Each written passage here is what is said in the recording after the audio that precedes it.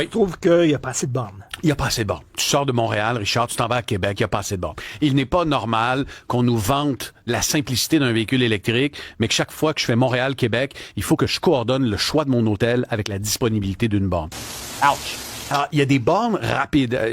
Si vous êtes dans votre voiture là, puis que vous conduisez à essence, là, je vais vous expliquer comment fonctionne le branchement d'une borne rapide sur le circuit électrique. Je parle pas des bornes Tesla, les bornes du circuit électrique. Alors, c'est des bornes où il y a un fil là que je compare dans ma chronique à un anaconda.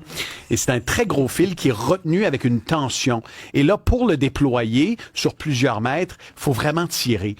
Ça demande un effort physique soutenu. Et c'est gelé des fois. C'est gelé l'hiver. Alors là, et puis le fil n'est plus flexible. Alors là, tu sais, des fois, je ris de moi-même. Je riais de moi-même l'hiver.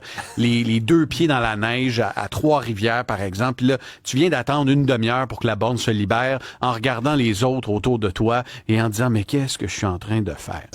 Ouch! Richard, cette réflexion que j'ai aujourd'hui sur le véhicule électrique, c'est une réflexion personnelle, mais si je regarde l'état du marché... Il y a plusieurs personnes qui déchantent comme toi. Depuis la baisse des subventions, fédérales et provinciales, le marché s'est effondré. Les ventes sont en baisse de 40% sur un an au Québec. Ouch. C'est dire que pour que le marché du véhicule électrique soit en effervescence, faut que le gouvernement mette de l'argent. Faut que le gouvernement subventionne ces chars-là pour qu'ils constituent un attrait pour les clients. Et ça, c'est pas normal. Si artificiellement on gonfle ce marché-là, qu'on subventionne tous les véhicules électriques, peut-être que le taux d'adoption va être plus fort. Mais dès qu'on retire les subventions, le marché s'effondre. Mais c'est bizarre parce qu'on est à contre-courant, parce qu'on se lance dans la filière électrique. On se lance dans la filière électrique. On rentre au party alors que les gens s'en vont, il est 3 heures. Ouch. On rentre dans la filière électrique alors que les constructeurs eux-mêmes tirent la sonnette d'alarme. Je vais te donner 2 exemples. Ford. Tu connais ma passion pour les états financiers. Quand je lis les états financiers de Ford, le constructeur américain perd plus de 130 000 $ par véhicule électrique vendu. Ouch.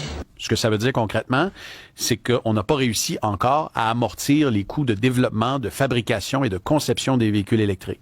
Donc, les constructeurs perdent de l'argent. Un autre américain, GM, la semaine dernière, a décidé d'annuler la construction d'une usine électrique de 300 millions de dollars à New York et de privilégier la construction avec un coût de près d'1 milliard de dollars d'une usine de moteurs à essence V8. Ouch. Alors, tu vois, les constructeurs font marche arrière, les politiciens également s'interrogent. Aux États-Unis, le Sénat américain a voté pour empêcher la Californie d'obliger tout le monde à acheter un véhicule électrique à partir de 2035. Et l'horizon 2035, ça nous interpelle parce qu'on a fait un copier-coller de ce que les Californiens font au Québec et au Canada. Dans à peine 10 ans, théoriquement, les moteurs à essence seront interdits dans les véhicules neufs. Si nos gouvernements continuent de bloquer les véhicules abordables chinois et qu'on a seulement des véhicules qui coûtent 50, 60, 75 000 $ à acheter, qu'il n'y a plus de subventions, j'ai envie de te dire, ce n'est pas une solution de transport qui convient à tout le monde. C'est pas tout le monde qui a 600 $ de plus à mettre sur des assurances par année. Ouch. C'est pas tout le monde qui veut changer de pneus. Ben c'est ça, c'est intéressant ça aussi. Je le savais pas, c'est parce que j'ai une auto électrique et j'ai lu ça avec intérêt. Tu dis que les pneus, à cause du poids de la batterie, les pneus s'usent plus rapidement. Et j'entendais des observateurs nier ce fait-là, mais c'est documenté. Un véhicule électrique, les pneus ont tendance à s'user plus rapidement. Là, j'entendais des intervenants qui disaient, ben non, il faut choisir des bons pneus. Et, écoute, j'ai toujours conduit avec des Michelin X-Ice, permettez-moi de le mentionner.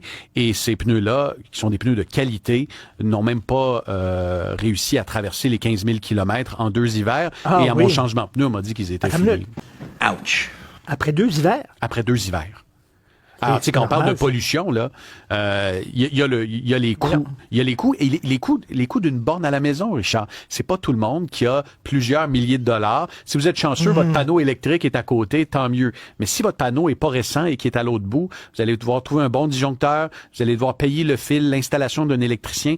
Ce n'est pas une solution à la portée de tous, et c'est pas tous les consommateurs qui ont les moyens et le profil qui correspond au véhicule électrique. Ouch.